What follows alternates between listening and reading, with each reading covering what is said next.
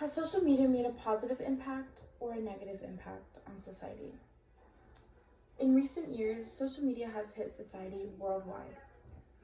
In some parts, it helps people connect in an easy, fun way, but negatively, it has affected younger generations. Kids as young as 3 are growing up with iPads and phones. Not only that, but it also takes a toll on mental health.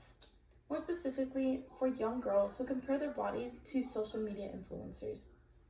Social media takes up most of our time in a day, and it has easy access. I can also admit that I am on my phone way too much, that it consumes almost most of my day. It comes to a point where some people just cannot put their phone down. Therefore, social media affects mental illness and should have stronger restrictions. Today, I'm here to persuade you that social media should have stronger restrictions and it affects mental illness. To fully understand this issue, we must look at the problem, investigate the cause, and finally, I will provide you with a unique solution. Let's jump into the problem. Social media has created insecurities for young teens. Influencers on social media Photoshop their bodies to fit society's beauty standards. And this makes young girls feel as though they need to change what they are doing at a super young age. According to UC Davis Health, released May 2024, social media can negatively impact our overall well-being by fueling anxiety, depression, loneliness, and FOMO, aka fear of missing out. These issues are especially prevalent in teens and young adults. Social media platforms can offer opportunities for self-expression, but it contributes to increased levels of anxiety and depression. Problem number 2. There are children as young as 3 and 4 years old on the internet. Toddlers who are given their own iPad and have access to watch YouTube videos without parental vision.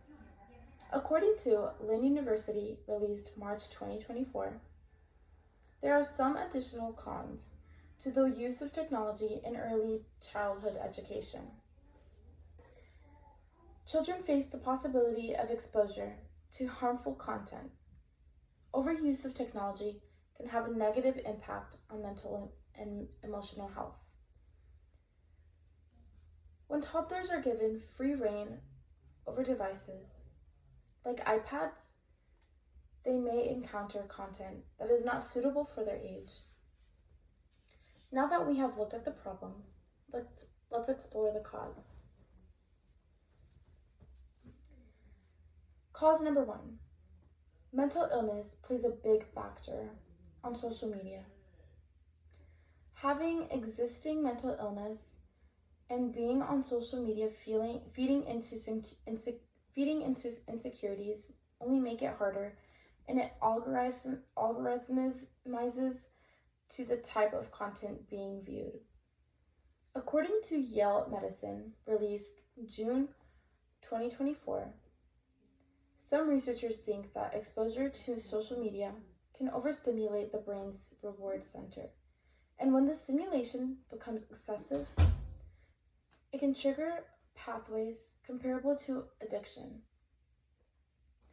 The constant exposure of idealized influencer lives can lead to unhealthy comparisons, making teens feel like they don't measure up.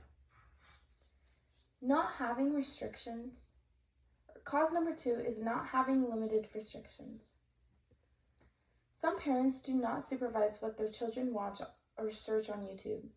According to the National Library of Medicine, released August 2022, YouTube is particularly worrying considering the affinity of the young toward the platform.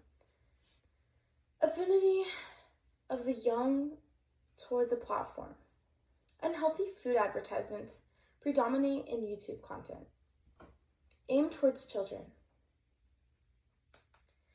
The content available on YouTube is vast and varied. These young children can easily be exposed to harmful and inappropriate content. Now that we have looked at the problem and the cause, let me provide you with a unique solution. Solution number 1, promoting mental health awareness is a way for people on social media to become more aware and learn from how serious this issue is. Programs at school can educate young people in the impacts of social media. It can teach young adults how to evaluate online content. Solution number 2, implementing parental controls and monitoring young children's technology, especially toddlers, is something that should be encouraged more. Parents can limit the access to certain content on platforms like YouTube, and it can ensure that children are only allowed to view age-appropriate material. Today, I tried to persuade you that social media should be a place where we can all connect. We looked at the problems, the causes, and I provided you a unique solution. So hopefully next time,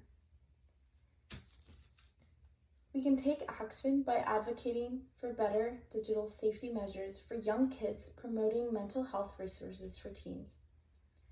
Let's spread the word and make a positive change.